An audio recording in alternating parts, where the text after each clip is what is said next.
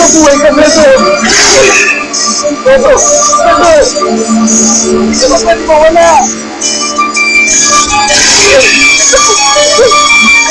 Sontay! Sontay! Preso! Sontay!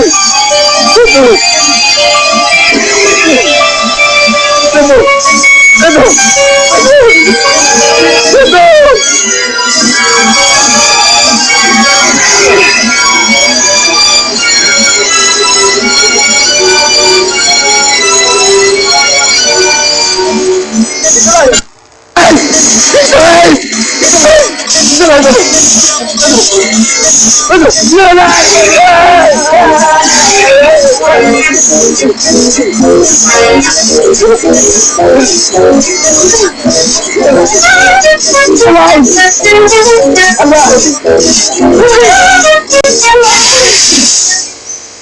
Prof, sigurado ako, yung karayom singkit yung nakadali sa akin. Katulad ba ng karayom singkit na yun yung karayom ni Prof? Yung karayom na yun, nakakamatay. Yung karayom ko, ordinary lang. Ang kung wala ng dugo. Dugo ni Pedro para malaman natin kung anong klaseng lason ang binigay ni Singkit. Lokong singkit na yun ah. Kung hindi dahil siya nangyari, akas siya sa akin. Pwede ba, Pedro? Huwag mo na isipin si Singkit. Ang mas mahalaga ngayon, magpahinga ka at huwag kang kikilos. Hindi Prof, okay na ako. Pwede na ulit ako lumaban. Ayun na naman. Umiro na naman ang katigasan ng ulo mo. At saka na, ba't mo sinisikreto ang mga plano mo? Kung hindi pa namin nakausap si Noli, hindi pa namin nalalaman na nagpe-pedicab driver ka na pala? Eh, Prof, sasabihin ko naman talaga dapat sa inyo eh. Kaya lang, naunahan ako ni Noli. Tsaka Prof, napag-isip-isip ko na okay yung ginagawa ko kasi naman magbumuka ako sa bahay, di ba? Isa pa, kung dito lang ako, paano malalaman na may panganib? Tsaka last, Prof, baka makatulong sa paghahanap sa lola ko. In fairness, Prof, may point siya. Kung sa bagay, kailangan may trabaho ka. Yung ordinaryong trabaho, para hindi nila malaman at isipin na ikaw si Fantastic Man. Fantastic idea. Buti naisip mo yan. Pero sa mga susunod na moves mo, ha, kailangan sabihin mo sa amin para mapagplanuhan natin at sa mapaghandaan natin, ha? Oo, Prof. Pero ngayon, pwede na ba akong dumalo kay Wena? Makikibalita lang ako sa mga bata. Tsaka gusto ko rin malaman kung nakulong ba yung hayop ni Elvis na. Baka naman may iba kang dahilan, kaya gusto mo makausap si Wena. Kita ko lang si Wena. Pero Pedro, matatahimik ka na talaga kung makukulong si Elvis Presley. Hindi, Prof. Dahil meron pa akong dapat pagandaan. Nakakasiguro ako na magkikita pa ulit kami ni Singkit.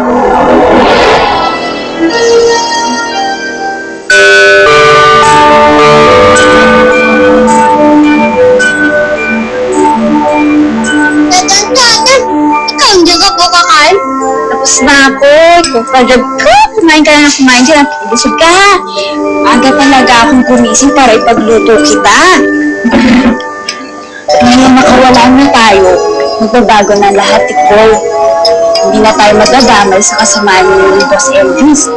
Mas wala na tayong katatakutan. Makakatulong na tayo ng mahimbing. At higit sa lahat, wala nang mananakit sa'yo. Nagtiyak na! Kaya, hindi tayo makitapag ng Elvis. Hindi kita pwedeng pabayaan, no? Saka pinapangako ko sa'yo na hindi na tayo magkakahiwalay kahit kailan, Tikboy. Habla, ate? Talaga. Sige, kain ka pa. Asus! Ang magkapatid, nagkakadrumahan pa. Kain na po. Wina, mukhang masarap ang niloto mo, ha? Ay naman. Lalo ko pa po yung pasasarapin, hindi lang para kay Tikboy, kundi para din po sa inyo. Asyas, ba't naman ako nasali dyan? Dahil sa pagtanggap niyo po sa aming magkapatid. Saka pinapangako ko po sa'yo na nagawa ko ng paraan para makabawi po sa kabutihan mo. Tatrabaho ako at magsisipag para hindi po kami pabigat na kapatid ko. Salamat po. Ay naku, Lina, huwag mo nang intindihin yun. Ay naku, pwede ba naman ako sinalo mo pa sa kadramahan mo? Oo, tangan na po. excuse me po.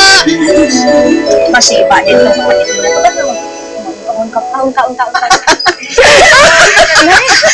Ako, di pansit, airmat, pag ako sa bahay. Nanay ko nga, putal-putal. Ako yung gusal. Hindi ko Buta.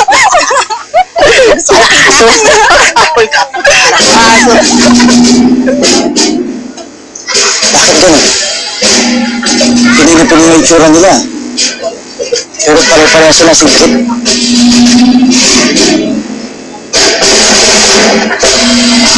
Sino ka? Ako!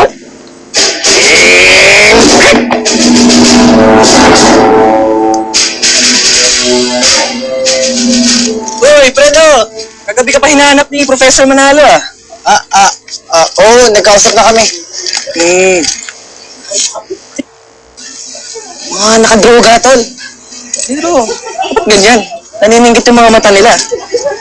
Kagaya ni Toad. Si Toad? Oo, ganyan-ganyan din si Toad eh. Tawa ng tawa, tsaka naniningkit yung mata. Palagay ko may kinalaman si Singkit dito. Singkit? Tignan mo to. Tatago doon yan sa mga para. Diba ang daming atraso?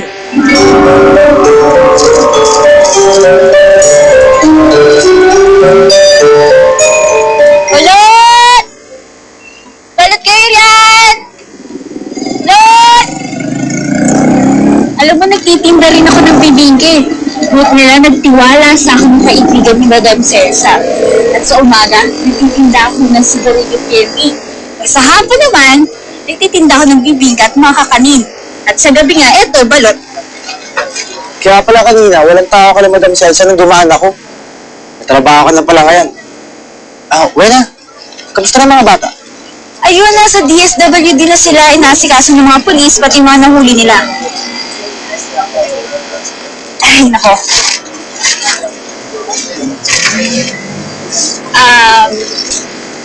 Fredo, kailangan ko yata mag-sorry sa'yo. Bakit? Kasi dapat hindi kita sinisi tungkol kay Tikboy eh. Dapat, pasalamat na ako sa'yo. Dahil kung di dahil sa'yo, edi na kay Boss Elvis pa rin kami hanggang ngayon. Kaya, thank you ah. Teka, wala naman akong ginawa. Di ba nga, fantastic pa yung tulong sa inyo. Oo, malaking yung naitulong ni Fantastic Mind mo. Kaya nagpapasalamat din ako sa kanya.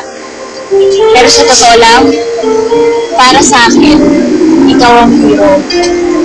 Kasi, hindi mo ko sinabihan, hindi ako maglalakas ng loob na para takasin yung mga nakaraan ko. Lalo na ngayon na nakakulong na si Boss Elvis, kaya na kami kapatid. Bakit parang malungkot ka? Hindi ka ba masaya sa amin daw ng kapatid? Siyempre masaya ako. Pero, isip ko yung lola ko. Buti ka pa. Nakita mo na yung kapatid mo. Nakakasiguro ka, naligtas na siya. Paano naman ako?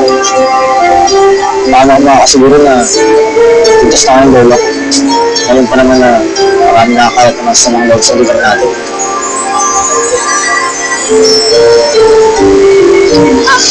Ano sa'yo? Kano naman ito? Baka ba libre na yan, o? Para nga sa'yo yun. Kumain ka lang yan, baka matanggal yung lungkot mo. Talaga?